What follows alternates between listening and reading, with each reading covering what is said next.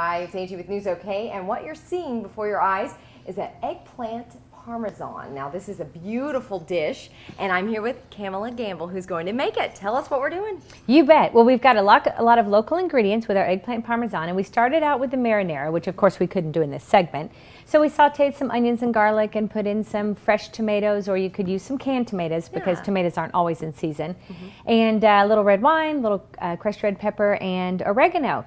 And so then we have eggplant from the garden, and we've got a lot of heirloom varieties of eggplant here. We've got Rosa Bianca, pin tongue long, and then just kind of a regular eggplant. And so we bread the eggplant, and I'm just going to layer this here. And you know, there are a lot of folks that think, oh, I don't like, you know, eggplant, etc. And I have served this to meat eaters. Don't tell them. And they were like, oh, that was really good. You know, kind of like a portobello mushroom. Right. And oh, that was really good. What was it? And it's like, it was eggplant. So, you know, sometimes you can trick people into eating healthy. I love it. I love it. Now, tell us about the breading, how you bread these. These are bread, and it's another way to use up things that are in the kitchen. You know, if you have some bread that's a little stale, you don't want to make a sandwich out of it, then you can just put it in a food processor and make crumbs out of it. Wow. And then we just put that on top of the eggplant. That is great. And so now we're going to use a little fresh ricotta, and you can get local ricotta from Wagon Creek Creamery, and you can buy that through the Food Co-op, which is a fabulous way to buy local foods. And they also sell at the farmer's market, and they have wonderful butter. It's the only butter that I use. Oh, wow. And then we have some mozzarella. Hardesty Cheese makes mozzarella. That's also through the Food Co-op, and I think they're all on the website. And I think they also have a couple of other locations where you can buy them from. This is the basil that we're going to put on top of the ricotta from the garden. And so we're going to just layer the basil on top.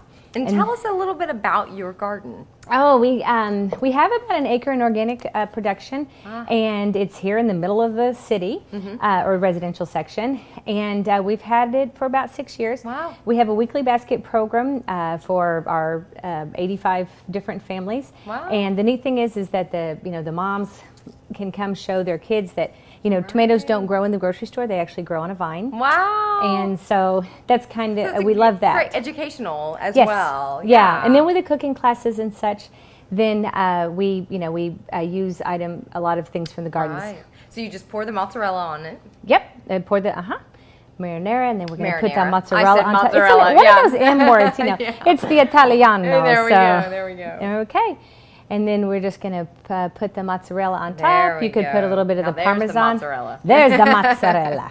Oh, I love it. It looks beautiful. Okay. And so how long do you put in the oven? 350 for 30 minutes. And basically everything in it is cooked. You're just trying to get it all warm, marry the flavors, and have a little bit of browning on top of the cheese.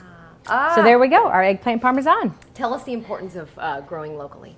I think just, again, nutrition, well, taste, number one. I'm a chef, so taste is first and foremost. If it didn't taste better, I wouldn't use it.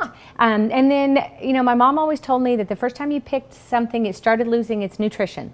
And so if you get something from the grocery store, it was shipped 2 weeks ago. If you get something at the farmer's market, it was picked yesterday. That's true. Or in your garden, even starting a small garden, have a couple of tomato plants, a couple of basil plants, you can't lose. And save you some money. Yeah, it saves some money. And then it's, vegetables in season do save money. And then the other thing is that you know who you're buying from. That's true. These individuals, my money goes 100% to them. If you buy something conventionally, maybe 20% of the money actually goes to the farmers. The other 80% goes to Target and Walmart and all the people in between. So it's a relationship building. It's a community. So the farmers market is great. Farmers market are great. Co-op for buying are both fabulous resources. Yeah. All right. Well, let's put this in the oven. Let's do. Okay, this is the final product of the eggplant parmesan. I'm so excited. Here we go.